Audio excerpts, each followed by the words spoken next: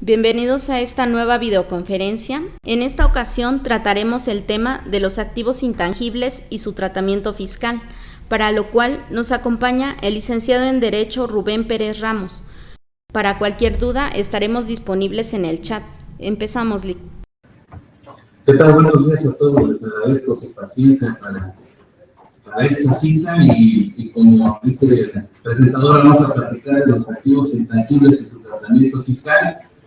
En el desarrollo de la charla podrán ir formulando sus preguntas. El material que les preparamos en este momento también estará disponible para ustedes, para que todos estos datos que se recopilaron a lo largo de esta investigación pues también los tengan ustedes disponibles. Entonces, vamos a ver primero que nada los activos intangibles, un poco de antecedentes, su concepto. Realmente se ha venido trabajando con ellos de manera muy reciente y la pregunta podría ser ¿por qué? Porque hasta ahora se está poniendo de moda el tema de los activos intangibles, que anteriormente se denominaba Fondo de Comercio allí en España y otros países, por unas reminiscencias de la tradición comercial en operaciones o compraventa de negociaciones. Y finalmente fue tomando forma y fue denominándose bienes inmateriales o activos intangibles, como lo conocemos a la fecha, ¿no?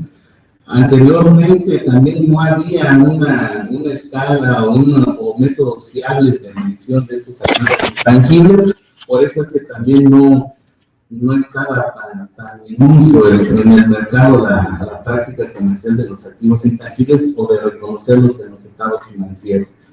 Y también la otra parte que debemos considerar es por qué sí debemos atender a la normatividad internacional y a cómo estas se armonizan con las legislaciones locales para dar un tratamiento específico a los activos intangibles, que desde luego debemos tomar en cuenta, si bien tienen un origen financiero, sí tiene efectos o beneficios o repercute o permea en áreas como son la corporativa, jurídica y administrativa, desde luego, porque del reconocimiento de activos intangibles que nosotros hagamos al interior de una entidad económica, pues va a haber beneficios a nivel administrativo, como es la reducción de costos de operación. A este respecto también es una regla del mercado muy importante la valoración de activos intangibles, y en estas reglas del mercado exige que haya una valoración confiable de los activos intangibles para efectos de inversiones de terceros que quieran invertir en alguna empresa, y además también porque necesita conocer el empresario, los dueños de empresas, el valor exacto, más aproximado o el más objetivo de su negociación. Anteriormente, los activos intangibles, en comparación con el activo tangible o los activos y pasivos que tenían las empresas, como puede ser infraestructura, equipo, mobiliario, estaban en una relación de un 20% el valor del intangible y un 80% el valor de los activos tangibles.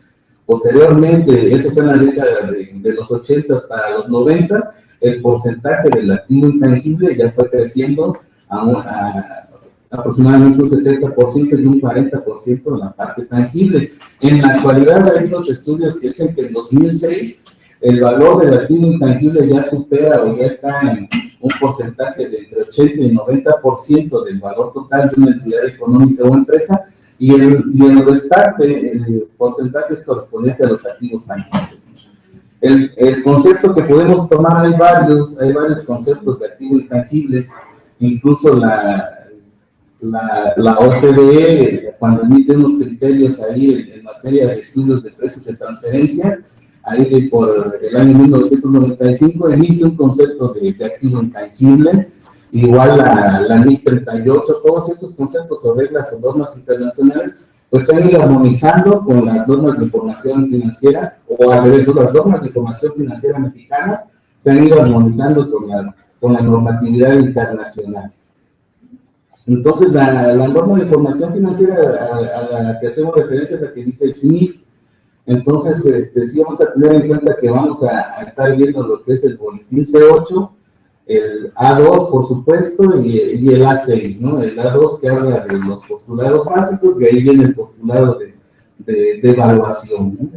Entonces, el C8 nos dice que son activos intangibles aquellos no monetarios, pero que son identificables, sin sustancia física, y que generan beneficios económicos futuros controlados por la entidad. Ese es el concepto más aproximado a lo que establece también la legislación aplicable, que es en este caso, cuando vamos a capitalizar el intangible en la empresa o vamos a obtenerlo, reconocerlo para que derivado de ese reconocimiento obtengamos algunos beneficios.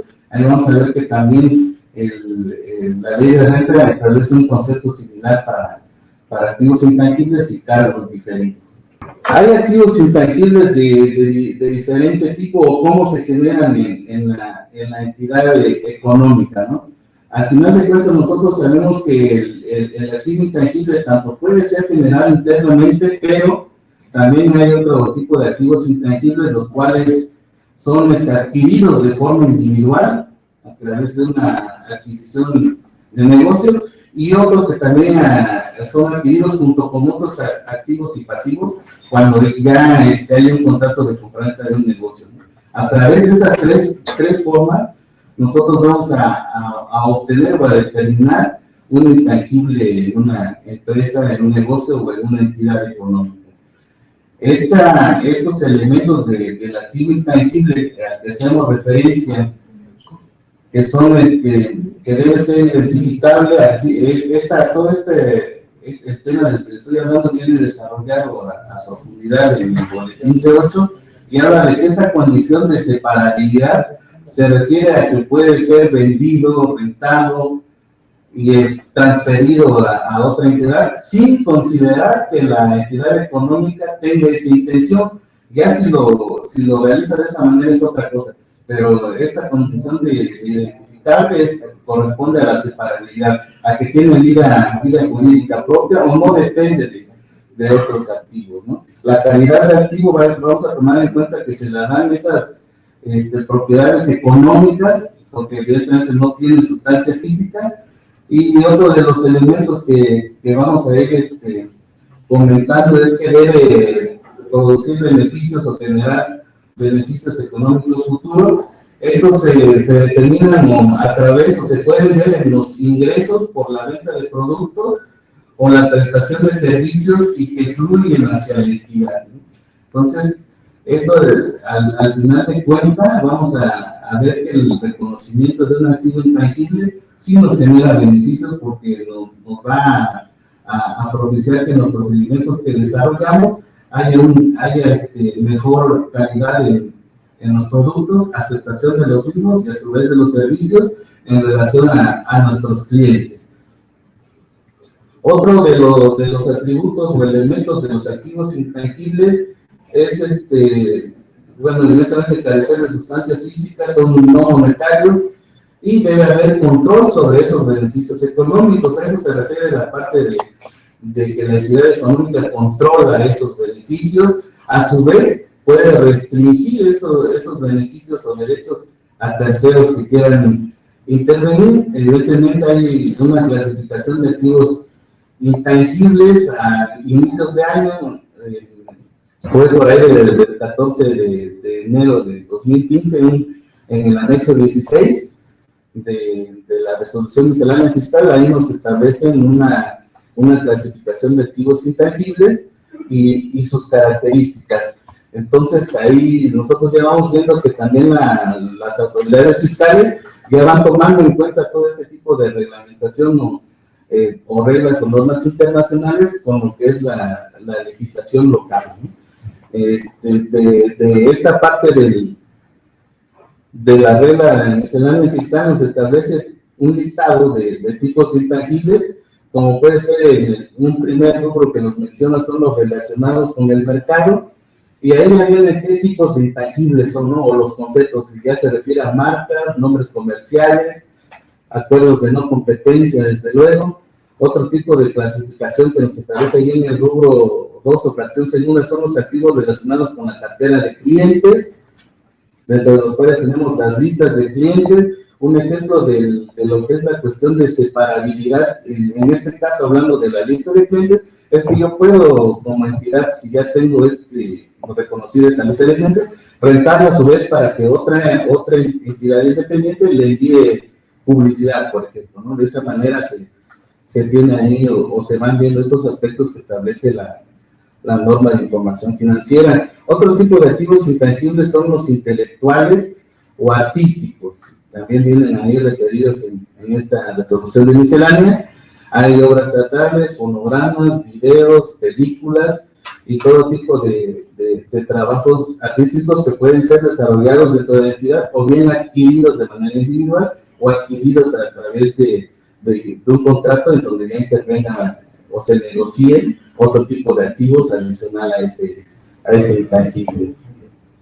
Otro que les va a interesar también de ese listado o clasificación son los activos basados en contratos y derechos. Y estos activos también son bastante importantes o su reconocimiento en los estados financieros es de carácter crítico o importante, ya que aquí ya vienen por ejemplo, uno que les va a gustar mucho son los contratos de servicio o de suministro de servicio. Ahí ya nos viene su clasificación. Entonces, ahí ya ustedes podrán ir tomando en cuenta que un contrato de suministro de servicios, por ejemplo, las empresas que se dedican al suministro de personal o subcontratación o outsourcing, nosotros no nos dedicamos a eso, van a poder realizar el reconocimiento del activo intangible, y ahí la característica de un contrato de suministro de servicios es que inmediatamente sí puedes cuantificar cuántos ingresos te puede generar.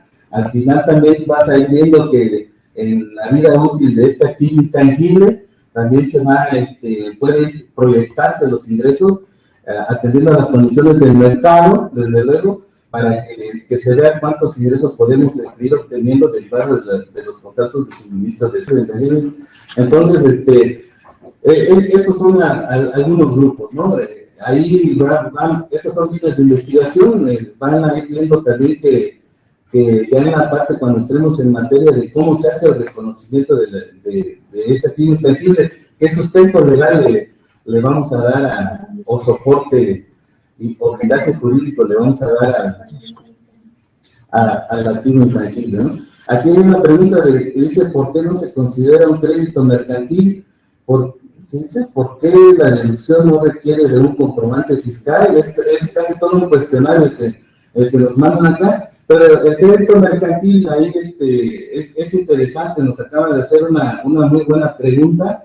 El crédito mercantil es un tipo de activo intangible. El género es el activo intangible, y una de sus especies es el crédito mercantil, así como el capital intelectual. Muchas veces se suele hablar de capital intelectual o usar los términos de manera indistinta, a sabiendas de que sí hay una diferencia entre estos tipos de activos. El crédito mercantil es cuando hay el sobreprecio o el excedente que hay cuando hay una adquisición de negocios, y se considera que cuando no tiene reconocidos los activos intangibles, se le asigna un valor comercial mayor al pactado, ¿no? O al originalmente pactado, por considerar que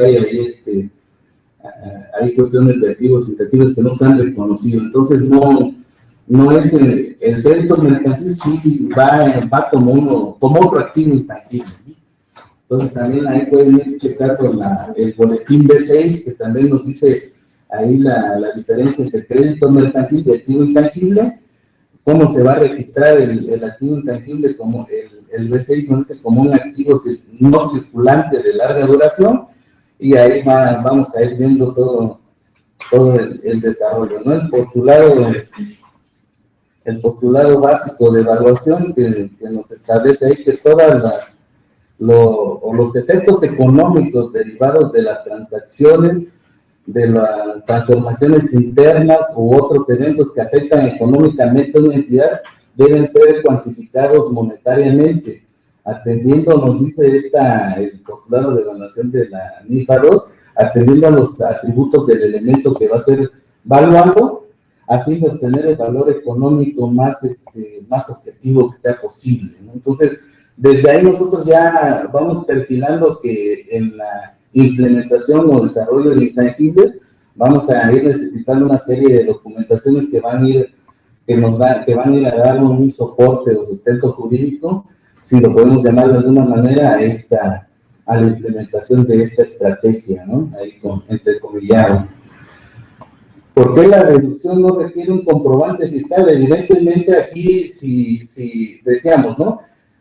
Aquí tenemos que diferenciar de qué tipo de intangible estamos hablando. Si este es generado internamente, evidentemente no hay un comprobante fiscal, ya que el reconocimiento se lleva a cabo en una fase de desarrollo. Aquellos gastos que se eroguen en una fase de investigación, esos, nos dice la norma de información financiera, no califican como activo intangible y no deben reconocerse de esa manera. ¿Qué se debe hacer con esos gastos en la fase de investigación?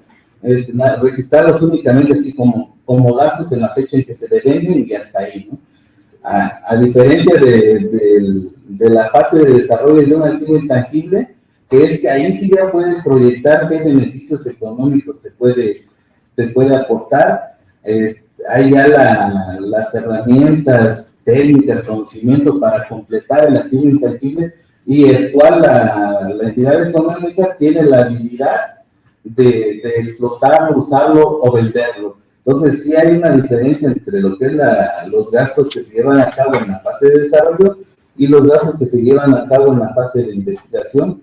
Los que acabo de decir al final, esos no se contabilizan o se registran como activo intangible. Entonces, de ahí que no haya un comprobante fiscal, sí lo habría en el caso de la adquisición del intangible de manera individual o por adquisición de negocios, ¿no? ¿Es posible hacer reembolso de capital una vez que fue realizado el activo intangible? Desde luego sí, nada más que aquí hay que tener en cuenta que el activo intangible, cuando se lleva a capital, sí se puede hacer líquido, tomando en cuenta qué tipo de acciones vamos a emitir. Al respecto habría que ver lo que nos dice el artículo 91 de la Ley General de Sociedades Mercantiles, qué atributos tienen de esas acciones, si van a ser con derecho o no a voto. El artículo 95, desde luego, también tienen que verificar lo que dice el artículo 90 en materia de acciones o reembolsos de capital, a fin de que la autoridad no determine que lo que estamos distribuyendo son utilidades o dividendos. Ahí hay que hacer el cálculo que establece también el artículo 77 y 78 de la ley del impuesto sobre la renta, en el cual se tiene que hacer la comparativa entre la cuenta de capital de aportación y el capital que va a ser reembolsado, ¿no? El monto de las acciones o el capital que va a ser reembolsado, de manera de que no sea mayor la segunda, porque si no estaríamos en presencia de distribución de dividendos y habría que calcular el impuesto correspondiente. Entonces, va a haber de manera posterior, ya verifiqué un artículo para el mes siguiente, específicamente de reembolsos de capital, ¿no? Y cómo se puede disminuir en un momento la cuenta de capital de aportación o el capital contable, para que ahí sí se puedan reembolsar acciones o realizar los reembolsos de capital, si hay una manera de hacerlo de esa manera. Sin embargo, el beneficio también está en la cuestión de la deducción como inversión. El % máximo de amortización y cada qué tiempo lo puedo modificar. Ahí esta pregunta está bastante interesante. Esta respuesta viene ya en la parte relativa, en el artículo 31 de la ley del impuesto sobre la renta, en donde ya viene lo relativo a la deducción de inversiones. Ahí te dice que el monto máximo que puedes amortizar de un activo intangible como gasto diferido es un 15%, ¿no? Anual. Sin embargo, tú puedes elegir un porcentaje menor, el cual para ese año, para ese periodo de meses va a ser obligatorio. Y lo puedes cambiar, la primera vez no pasa nada, podrías elegir el siguiente año el 15%.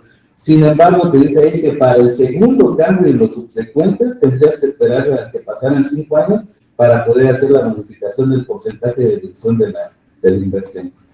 Hay otra aquí que dice, podemos garantizar crédito fiscal ante una revisión. Desde luego es el artículo 141 del Código Fiscal de la Federación, nos establece que cuando ya se den los impuestos establecidos en la ley, tú puedes ofrecer una garantía, ¿no?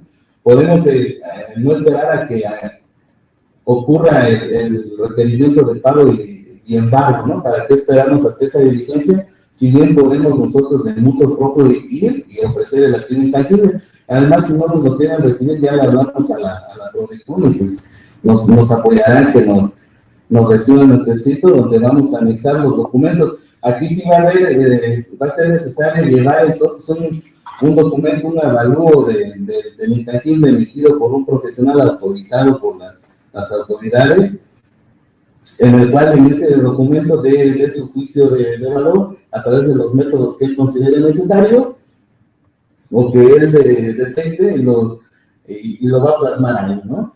Cuando tú haces un ofrecimiento de este tipo, la autoridad te pide de todo, incluso una copia de la cédula profesional del perito evaluador y su autorización entre otra serie de registros, ¿no? Adicional a la evaluación, y sí puede ser, desde luego, es una buena opción tener ahí para garantizar créditos fiscales el activo intangible de la empresa. ¿Para qué efectos se debe realizar el avalúo o por qué se tiene que realizar? Como decíamos hace rato, el no realizarlo nos representa una desventaja competitiva contra otras empresas, ¿no? Aquí el conocimiento o las cuestiones que nos faciliten a nosotros el posicionamiento en el mercado de un producto o un servicio, el know-how, el saber hacer, cartera de clientes, la ruta de ventas, un software que hayamos diseñado para un servicio o producto en específico, se debe reconocer o capitalizar, porque como decíamos hace rato, es una regla de mercado, y adicional a esto, conoces el valor real de la empresa, ¿no? Si bien no te dice la ley debes hacerlo de esta manera, sí hay ahí postulados en las normas de información financiera y en las internacionales, las MIPS, que sí debe realizarse la capitalización o bien el reconocimiento de tus activos intangibles, que aparte te da ese beneficio de la deducción, entre otros, ¿no? Al final de cuentas, si bien no podemos ver ese activo intangible, sí se debe reconocer, está ahí, ¿no?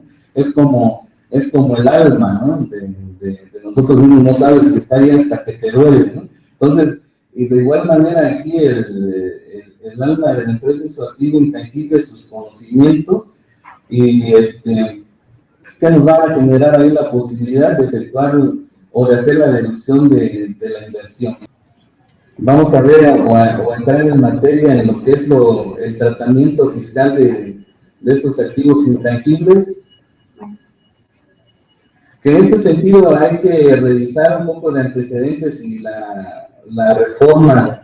Hay un concepto de activo intangible también, tanto en la ley del IVA, en su artículo 5D, ahí nos dice que son activos tangibles todos aquellos que se pueden tocar, pesar o medir, e intangibles aquellos que no tengan cuando menos una de estas características. Entonces ahí ya hay una cuestión de que sí, en la legislación y en la ley del impuesto sobre la renta nos dice qué tratamiento le debemos dar a este tipo de activos. Un gasto debe pagarse, erogarse para poder deducir una inversión. Activos físicos también deben pagarse o erogarse. No, desde luego, como decíamos hace rato, el activo intangible, cuando tú haces, si se genera internamente, decíamos, pues evidentemente tú empleas recursos técnicos, humanos para el desarrollo del activo intangible del cual te vas a beneficiar o te va a proporcionar beneficios económicos futuros. Esos gastos en la fase de desarrollo, que tú erogaste o que devengaste en ese momento, sí se tienen que reconocer como activo intangible, a diferencia de aquellos que realizas en la fase de investigación, que a lo mejor esto se me pasó comentarles, en la fase de investigación no califican como activo intangible y únicamente los debes de deducir como gastos, es porque en esta fase de investigación no es posible todavía determinar si por esa investigación que estás trabajando vas a obtener beneficios económicos futuros, y por eso no se le da el tratamiento de activo intangible.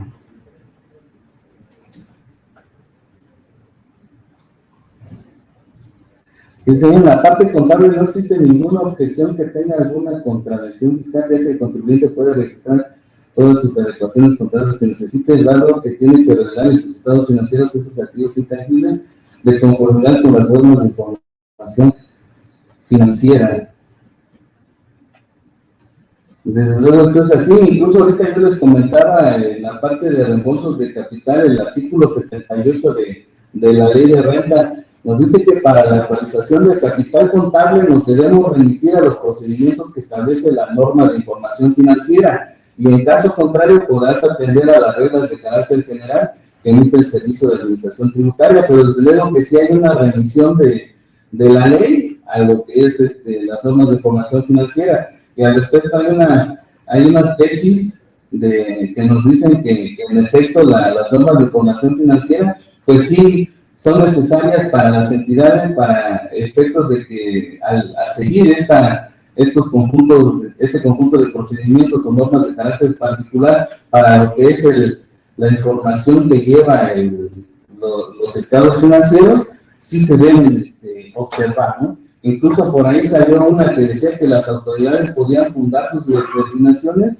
en cuestiones relativas a las normas de información financiera, que ya al final de esta charla les puedo proporcionar ese material. Desde luego no fundamentarse en una ley para determinación, eso lo establece esa tesis, sino que únicamente nos dice que de los procedimientos allí establecidos, si no los observa la empresa o la entidad económica que la autoridad esté revisando o auditando, sí puede determinar ahí con fundamento en ello el no seguimiento de esos procedimientos. Entonces esa tesis se las proporcionamos con gusto al final de la charla a sus correos electrónicos.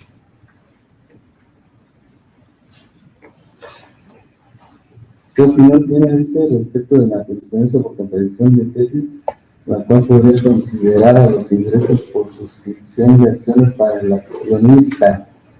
No, aquí en esta parte aquí ya me están preguntando más directamente en la cuestión de si se consideran ingresos para la persona física las acciones que se emiten. Yo les comentaba hace un momento que al efecto habría que ver qué tipo de acciones son las que se van a emitir por el aprovechamiento de ese intangible que generan hacia el interior de la entidad económica los socios o las personas físicas que intervinieron en el desarrollo del activo intangible.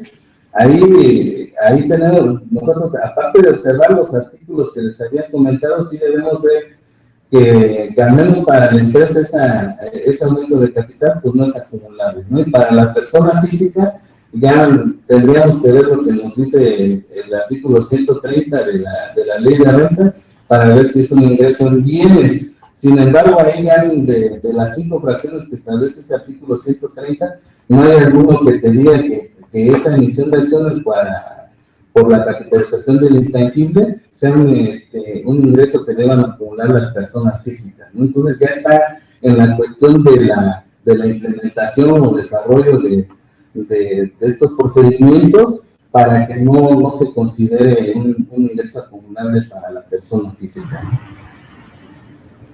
Hay otra pregunta: si yo soy accionista de la persona moral que va a realizar el aumento de capital, pero soy persona moral como tal, ¿qué asiento debo realizar en mi contabilidad?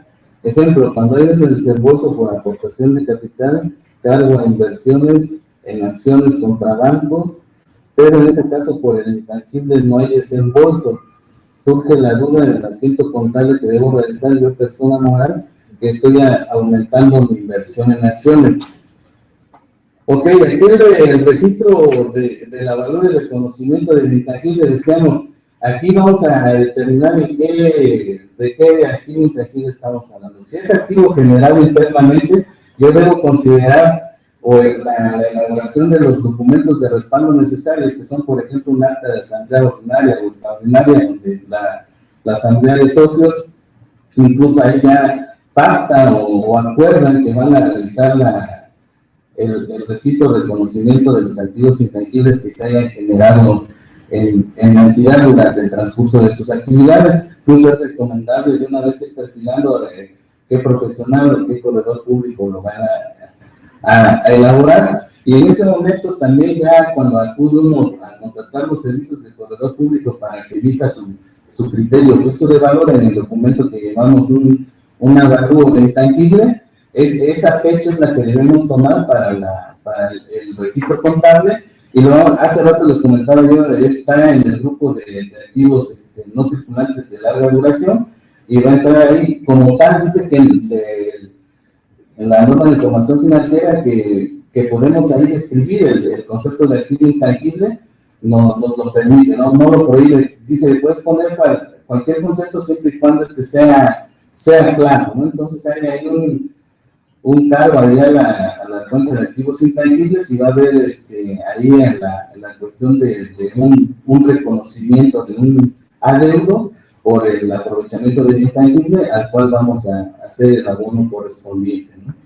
De manera posterior a la capitalización de los activos intangibles, que esa es ya una fecha posterior a aquella en que le vamos a dar uso al intangible. Entonces ahí ya va a cambiar el registro contable, va a haber ahí un cargo a acreedores diversos y el abono a la cuenta del capital social. Entonces esa sería la respuesta, ¿no? Ahora bien,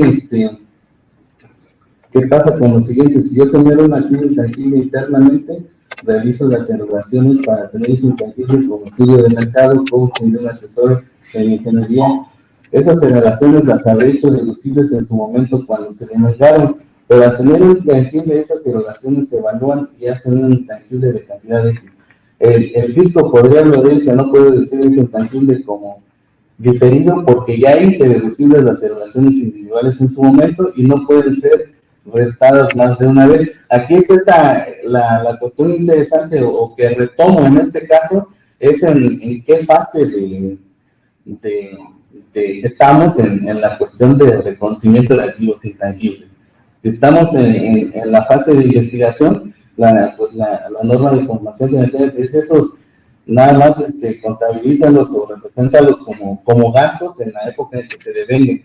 Y ya la cuestión que hay que cuidar es si ya puedo yo cuantificar qué beneficio económico me puede aportar un activo intangible en la fase de desarrollo del mismo. Eso sí ya los considero activos intangibles. Entonces ya el estudio que elabore a través de los distintos métodos el profesional o perito en la materia, que puede ser el corredor público, ahí ya va a ponernos ahí la cantidad correspondiente o en sí el monto del avalúo, el valor que tiene la suma de todos los conceptos del intangible, para decir la negociación fulana de tal tiene un valor de activos intangibles de 100 millones de pesos, ¿no? En este caso la autoridad no podría, o en este caso no tiene facultades para lo que es objetar, en este caso lo que es el avalúo de los bienes intangibles, porque ya la Ley Federal de Corredoría Pública le da esas facultades o atribuciones al corredor público. A su vez, hay un artículo ahí en el Código de Comercio, el 1252, si mal no recuerdo, que nos habla de que el corredor público puede realizar este tipo de avalúos y desde luego debe tener únicamente, dice este artículo 1252, el título de habilitación de corredor público acredita para todos los efectos la calidad de perito evaluador, y el artículo 1300 del mismo Código de Comercio dice los avalúos harán prueba plena. Y el artículo 1292, los instrumentos públicos hacen prueba plena, ¿no? Dentro de las facultades del corredor público está esta de fungir como perito evaluador. Entonces, una vez que él ya nos consigne en esa parte el valor del intangible que ya viene de la fase de desarrollo, su reconocimiento, ya podemos darle el tratamiento de inversión que establece la ley del impuesto sobre la renta. Como inversión, el fundamento es la fracción cuarta del artículo 25, los requisitos los que establece el 27, y a su vez nos remite a la sección segunda de ese capítulo segundo, para decirnos, ¿sabes qué? Aplicas lo relativo al artículo 31, 32 para ver lo que es el concepto del intangible como gastos o cargos diferidos, y darle a su vez el tratamiento de las inversiones. El 33 únicamente nos establece los porcentajes máximos de amortización, que la amortización va a ser la distribución la distribución sistemática del costo de adquisición del intangible entre los años de vida útil, ¿no? Así es como se va realizando la amortización, a excepto, dicen, los establecidos en la fracción cuarta, que esos son intangibles que vienen de licencias o de aprovechamiento de bienes nacionales, ¿no? O gubernamentales. Entonces ahí esas concesiones o derechos, la amortización se calcula de diferente manera, los porcentajes de amortización. La cuestión de si las personas físicas también con actividades profesionales o empresariales, pues también pueden generar un activo intangible, nada más que para la cuestión del beneficio. Ahí el artículo 103 y 104 pues nos remiten al título 2 de la Ley del Impuesto sobre la Renta, capítulo 2, sección segunda, es decir, que le aplica lo mismo, le damos el tratamiento de deducción de inversiones, y los conceptos a que se refiere el activo intangible van a ser los del artículo 32, entonces ahí nada más tendría el beneficio de la deducción para efectos de beneficiarse de otra manera, o podría venderlo o rentarlo o darlo en explotación a otra empresa, nada más que ahí sí aquellos ingresos que le paguen o regalías que le otorguen, pues ya tendrán su tratamiento específico, ¿no? Ya acumularía esos ingresos.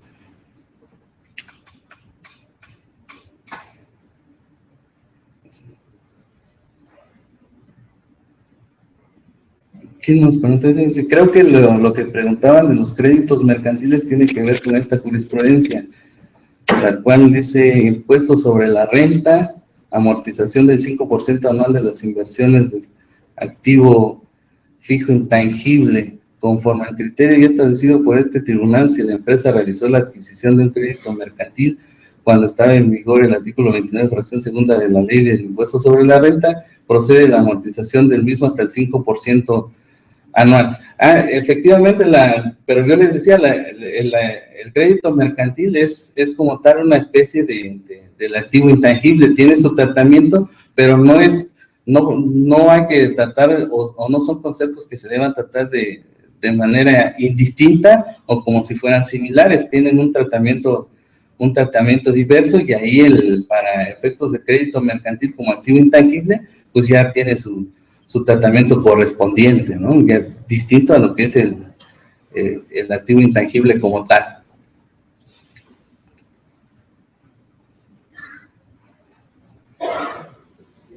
Otra pregunta por ahí.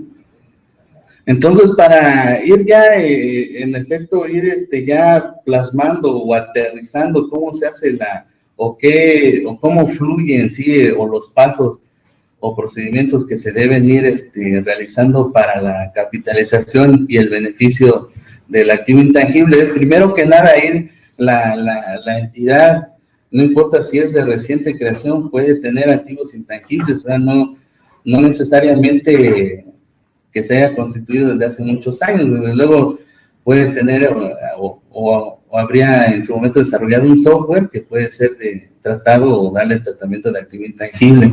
Entonces, ¿qué se hace en la práctica o cómo se realiza esto en las empresas? A través de la elaboración de los documentos, dándole la formalidad que las leyes exigen, ¿no? Desde luego, si vamos a celebrar un acta de asamblea ordinaria, como se establece ahí la Ley General de Sociedades Mercantiles, o una extraordinaria para los asuntos que establecen ahí estas fracciones, ahí vamos a decir o vamos a acordar que los socios van a efectuar el reconocimiento del activo intangible que hayan generado internamente, ¿no? Después de esto sí van o lo recomendable es la contratación de los servicios de un perito evaluador, un experto en la materia que tenga emitidas por las autoridades correspondientes las acreditaciones que le faculten para realizar los avalúos, ¿no? En este caso puede ser el corredor público. Va a emitir un dictamen empleando los métodos de evaluación que él considere, como pueden ser los de comparación de productos y servicios con el mercado, entre otros que él considere, ¿no? a final de cuentas, después de que nos emite este documento, nosotros ya podemos irle dando el tratamiento.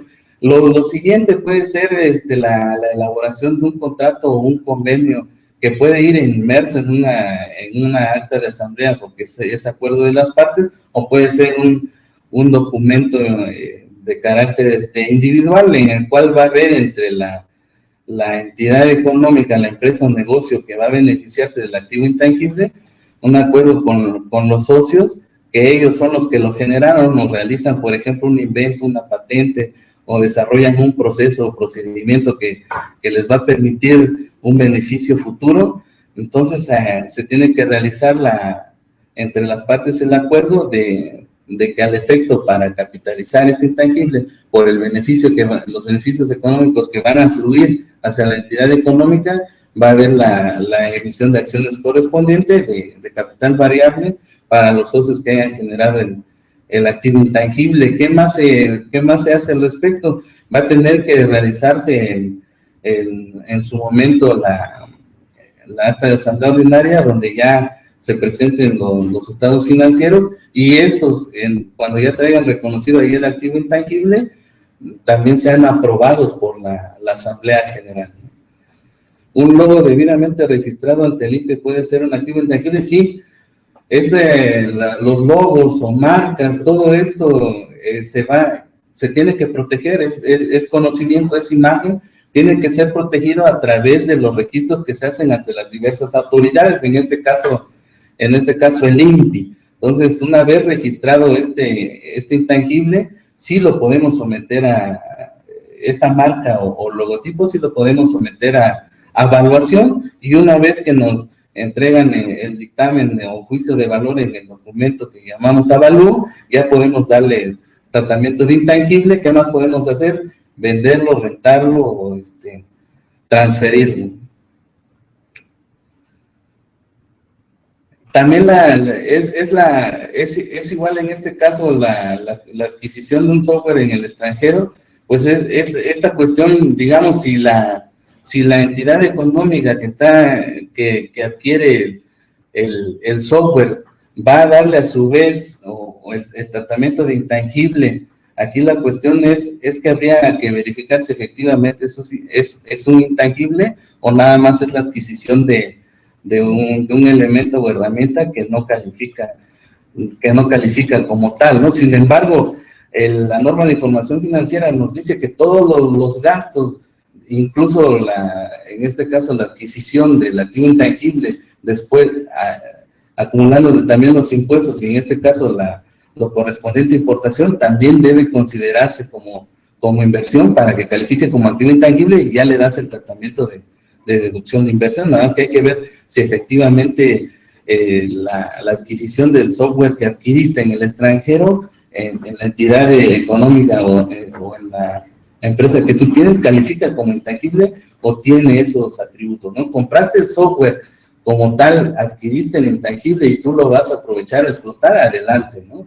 Pero si nada más compraste un software X para facilitar tus actividades, a lo mejor no tendría ese tratamiento de activo intangible. Como podrán ver, sí es importante, decíamos, tener los elementos, no nada más el registro contable o tener ahí el reconocido del activo intangible en los estados financieros, sino tener el soporte documental, ¿no? Las actas que se tengan que llevar a cabo o realizar, sí se van a tener que protocolizar en algunos casos, ¿no?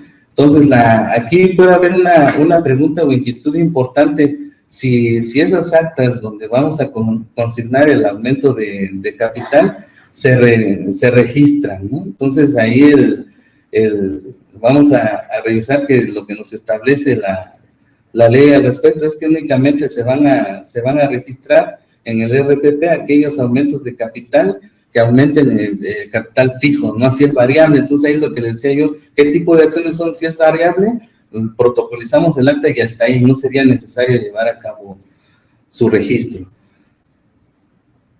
Un hospital privado, su marca puede considerar como activo intangible, no solo la marca, también los procedimientos que realiza hacia el interior, su cartera de clientes, entre otros, sí pueden Si tienen los atributos de activo intangible generados internamente, adelante, sí pueden calificar como tales. Entonces, las negociaciones, o en este caso el alcance de la norma de información financiera, es para todas esas entidades económicas que realizan este tipo de actividades comerciales, ¿no? Y entidad económica puede ser la persona física o la persona moral. Si tú tienes ahí un procedimiento, un know-how, una marca, un logotipo, desde luego puedes, en el caso de marcas y logos, llevar a cabo su registro correspondiente ante las autoridades que se encargan de su registro, y a su vez, una vez teniendo esto, llevarlo con un corredor público para que él evalúe qué valor, o él le asigne un valor a través de los métodos implementados a esos activos intangibles. Una franquicia puede considerarse como activo intangible, sí son derechos, desde luego, pero aquí viene la parte de si es una franquicia que está que tiene por ejemplo, residencia en el extranjero, habría que ver si el intangible que ellos generaron como la empresa que otorga las licencias o las franquicias, la norma de información financiera dice que es intangible, lo capitaliza ese centro de negocios o entidad económica, no el que funciona como agente en México, por ejemplo. Entonces, a menos que tú, la norma de información financiera, desarrollaras otro tipo de procedimiento que pudiera calificar como activo intangible, pero de entrada el intangible de la franquicia o de la licencia que te otorgaron para el uso y explotación de una marca, le pertenece a quien la otorga. En caso de los activos intangibles, conocimientos de las personas que elaboran o que colaboran en la elaboración de un software, personal capacitado que se encargue de dar conferencias, capacitación. Un corredor público también le puede dar a este intangible, o de qué forma le damos valor. El software, sí, acuérdense ese del software viene específicamente en la norma de información financiera como uno de los ejemplos. Entonces ahí te dice que ese software, incluso te pone ahí que el software, el código fuente está ahí en lenguaje de programación C++, y que tiene el costo o el avalúo o los gastos erogados por la utilización de las herramientas y los profesionales que desarrollaron el software, le va asignando ahí en cada rubro cuánto gasto se incurrió en el desarrollo de este proyecto, y sí califica como activo intangible un software, desde luego que sí. Decíamos, los activos intangibles, por aquí había una jurisprudencia, una tesis de jurisprudencia que nos habla precisamente de libertad contractual, y habla de que los activos intangibles son los más importantes para las empresas, principalmente para aquellas que son prestadoras de servicios, ¿no? Entonces, como tal, el conocimiento, ya sea en esas áreas de desarrollo de software, procedimientos, decíamos, know-how, cartera de clientes, logos, marcas, sí pueden calificar como activo intangible. Las marcas más valiosas, según estudios, pues en este momento, en la actualidad, Apple es la marca que está mejor posicionada, que vale 180 mil millones de dólares, ahí aproximadamente, casi llega a ese valor. De ahí ya le siguen las otras, el Google, IBM, McDonald's, y en quinto lugar la Coca-Cola. Sí es importante que los activos intangibles en las entidades económicas se reconozcan, porque al final de cuentas te retribuye de ciertos beneficios, ¿no?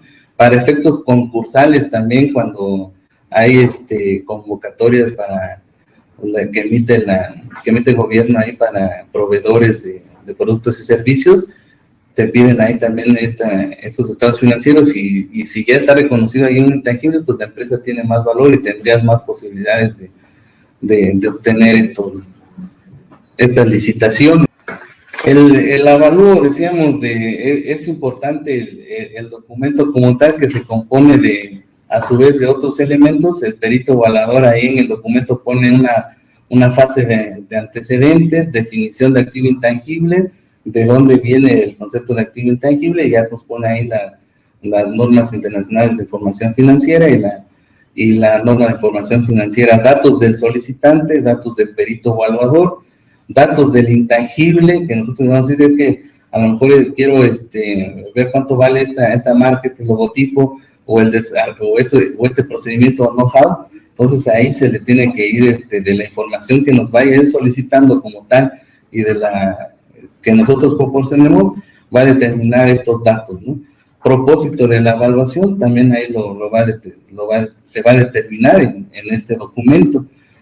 Datos de la empresa, desde luego, antecedentes corporativos, generalidades de la compañía, información de ventas de la compañía, resumen de información financiera de la compañía. También va a haber un apartado especial del desarrollo de la evaluación, y en este sí ya vienen los métodos que utiliza de evaluación el corredor público. Aquí decíamos al inicio no se realizaba como parte de las reglas de mercado la evaluación de activos intangibles porque no había estos métodos que fueran lo suficientemente fiables para reflejar el valor de un activo intangible. Los pioneros en esta rama pues fueron unas empresas nórdicas en Suecia, Scandia se llama la empresa de seguros, que fue la primera que empezó a realizar, aparte de los estados financieros, estos informes en donde reflejaba ya activos intangibles. Ellos son pioneros en esta rama, incluso ya hablan de cuestiones de evaluar la energía cerebral de las empresas, llevan vanguardia en este tema, ¿no? De ahí ya lo van jalando otros países, como el caso de España y Estados Unidos, y también en México ya lleva bastante tiempo este tema de activos intangibles. Entonces ahí fue donde se desarrollaron estos métodos que sí son confiables para lo que es la valoración o evaluación de activos intangibles. Y como ejemplos les cito algunos en lo que es el trabajo de desarrollo de una evaluación. Está el método de exceso de utilidades operativas, el método de múltiplos de compañías comparables, lo realiza el corredor público para ver si lo que consigna en el documento ahí es si efectivamente cuánto dinero se está facturando y si el negocio es negocio para el efecto de realizar proyecciones a futuro y consignar un valor del intangible. Método de utilidad promedio proyectada, y al final de todos estos métodos que emplea el perito evaluador, establece una ponderación, ya es donde al final de cuentas y de la suma de todos estos conceptos intangibles va a reflejar ahí un valor monetario, numerario de ese activo intangible, ¿no? Entonces sí nos sirve ese documento como tal para darle soporte a este procedimiento de reconocimiento de activo intangible, de manera que cuando haya por parte de autoridades las revisiones correspondientes, sí se tenga el soporte documental necesario que haga prueba plena de que lo que nosotros estamos registrando ahí en nuestros estados financieros. ¿Existe un riesgo para el cliente al generar pérdidas excesivas por el activo intangible? Ahí la cuestión es verificar en qué montos o cantidades se genera el avalúo, ¿no? Pueden ser millones de pesos. El problema no sería ese, sino que realmente no fuera un activo intangible lo que nosotros estamos reconociendo, ¿no? Que la autoridad lo tipificara o calificara como otra cosa. Sin embargo, el valor que se consigne en estos activos intangibles, si se siguen los métodos y se observan las condiciones que establece la norma de información financiera para activos intangibles, no tendrían que objetarnos ese valor, de donde yo puedo efectuar las deducciones correspondientes del 15% de lo que corresponda al valor total del activo intangible. Ese no sería el problema, ¿no? Acuérdate también que en relación a esta pregunta, que cuando lo establece la ley de impuestos sobre la renta también y a su vez armonizado con las normas de información financiera, cuando ya no me es útil el activo intangible o lo vendo, en ese momento tengo chance de deducir la parte pendiente que quedaba pendiente. O sea, tengo una deducción inmediata de la cantidad que quedaba por deducir. Entonces no sería ese problema, ¿no?, por parte de las autoridades, sino que no se realizaran los procedimientos correctos. Tal vez ahí podría haber alguna problemática, no así en las cantidades que consignan esa valor, si estos siguen los procedimientos que establece la normatividad vigente. Es entonces una de las empresas que manejamos de suministro de personal, sería bueno registrar las marcas, nombres comerciales, en base a lo que decías de los activos de suministro de personal. Sí, de hecho, en la clasificación que salió, les digo, en enero, en la resolución miscelánea fiscal, en el anexo 16, viene como activo intangible lo que es el contrato de suministro. De hecho, sí puede ser que se valore la marca y como tal, pues asignarle otro valor, pero sería solo un componente adicional, ¿no? Un activo intangible adicional, la marca como tal, cuánto cuesta, cuánto puede cuantificar de su valor el perito evaluador, y a su vez cuánto por lo que hace a los contratos de suministro de servicios, de acuerdos de no competencia, capital humano, etcétera. En caso de los activos intangibles, conocimientos de las personas que elaboran ese ya estaba, ¿no? Ese ya lo habíamos comentado, que sí, en efecto un software sí es un activo intangible, y así viene el ejemplo tal cual, y con los números y asientos respectivos del activo intangible correspondiente a un software en el boletín C8. A este perito que la autoridad le da calidad de experto en la materia, ¿existe lugar donde consultar los evaluadores autorizados? Sí, habría que verificar este dato. Nosotros, por ejemplo, conocemos algunos, ahí inbox, te digo, ¿quién podría elaborártelo? Porque me da una comisión derivado de este negocio. Entonces, sí se puede verificar. Déjame, te checo el dato y vemos si tú puedes checar cuáles son los autorizados, o si estos se emiten a través ahí del diario oficial de la Federación, un listado de peritos que tengan autorización. Te lo checo y comentamos al respecto, ¿no? O te doy la respuesta de manera posterior. ¿Qué es ahí?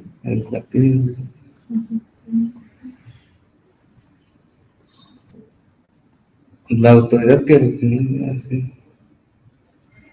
Así es, tiene que ser un corredor público, ¿no? Ya decíamos, nos habían comentado por ahí si, evidentemente, qué diferencia hay ahí con un notario. Pues el corredor público puede ejercer, en este caso, esas facultades de fungir como perito evaluador en toda la República, ¿no?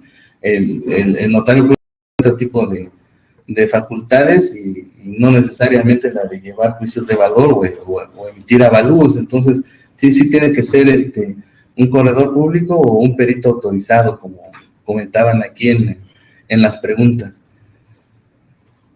Si como conclusión de la revisión la autoridad determina un crédito fiscal, ¿se podría garantizar el mismo con el intangible? Al inicio de la charla habíamos dicho que sí, que ahí el artículo 141, pues como tal no dice activo intangible, pero yo puedo ir antes de que exista o sobrevenga la diligencia de embargo, cuando ya acuden a mi domicilio para requerirme de pago, yo puedo antes de esto acudir a las oficinas de la autoridad y ofrecer la garantía que es el activo intangible con todos los requisitos que al efecto la autoridad pide, ¿no? Si no te lo aceptan, pues ahí ya les decíamos, a través podemos llamar a la Prodecon para que nos apoyen en esta parte. Comento esto porque en una ocasión, sí, en mi experiencia, tu servidor, en una atención de una diligencia de un embargo, pues yo ofrecí el intangible de ese negocio. Nada más que el ejecutor en ese momento pues no tomó en cuenta o no quería tomar en cuenta como garantía del interés fiscal el activo intangible que yo le estaba ofreciendo, y que además le daba yo una copia del avalúo de la negociación y del intangible, ¿no? Pues te decía que tenías que garantizar con aquellos bienes que te establece ahí el Código Fiscal de la Federación, y él quería a fuerzas, si no llevarse los bienes que estaban ahí, el señalar, o bien las cuentas bancarias, ¿no? En ese momento se comportó bastante reacio a aceptar esa como garantía del interés fiscal, el activo intangible. Al final de cuentas, sí se logró que consignara en el acta de embargo que sí que el contribuyente señaló como bienes sujetos de embargo su activo intangible o el avalúo que se le estaba mostrando, ¿no? Entonces, sí opera, sí se realiza de esa manera. Yo sugeriría que antes de que acudan a la diligencia de las autoridades de requerimiento de pago y embargo, pues se ofrezca de mutuo propio, ¿no? Nosotros mismos ofrecemos este intangible como garantía, y si ya está en juicio de nulidad el asunto, solicitar, una vez presentados estos documentos ante la autoridad, la suspensión del procedimiento administrativo de ejecución. Se pediría ahí como parte de la demanda, incluido ahí, o de manera posterior a través de un escrito libre, ¿no? Entonces, como conclusiones ya de lo que es el tema, es que sí es importante que se lleve a cabo el reconocimiento en los estados financieros de las empresas de los activos intangibles, con las características que nos dice la normatividad aplicable al respecto, ¿no? Sí hay una remisión de la ley a las normas de información financiera, y también las autoridades, en este caso administrativas o fiscales, ya también consideran como parte importante de la transparencia en los negocios, del bien actual en los negocios para la obtención de créditos o cuestiones especiales, que se asuman estos postulados, estos conceptos generales y reglas particulares que son de normas de información financiera en las entidades económicas. Y si viene ahí lo relativo a bienes intangibles y la ley ya te dice que los activos intangibles les puedes dar el tratamiento de deducción de inversiones, pues aproveches ese beneficio, ¿no? Lleves a cabo los procedimientos necesarios. Decíamos, darle la formalidad, la elaboración de las actas correspondientes, obtener un avalúo, desde luego llevar los registros contables necesarios para que puedas aprovechar ese beneficio, ¿no?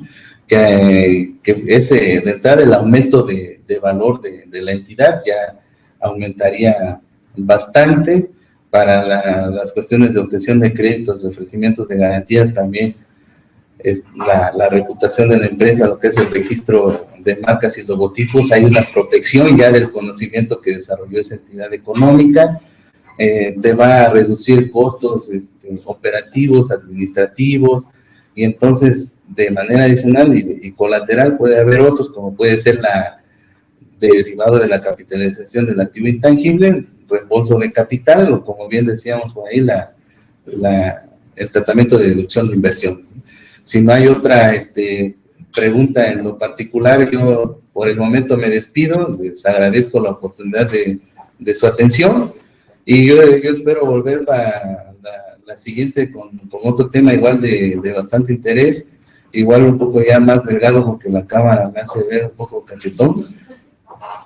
Y agradecerles su atención más que nada. Preguntas o algo derivado de esto, las podemos atender vía correo electrónico o vía telefónica, que ya tienen por ahí mis datos.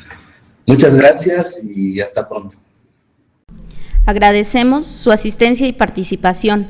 En caso de que posteriormente tengan alguna duda o pregunta, pueden agregarla en el artículo publicado en nuestra revista digital, donde el licenciado con gusto les responderá. Aprovechamos la ocasión para invitarlos a la siguiente videoconferencia, que se transmitirá por este mismo medio, el próximo viernes 11 de septiembre del 2015, donde nos acompañarán el contador público Ericel Vázquez Agudo y el maestro en fiscal Juan José Bartolo Alemán. Los esperamos el día 11. Hasta luego.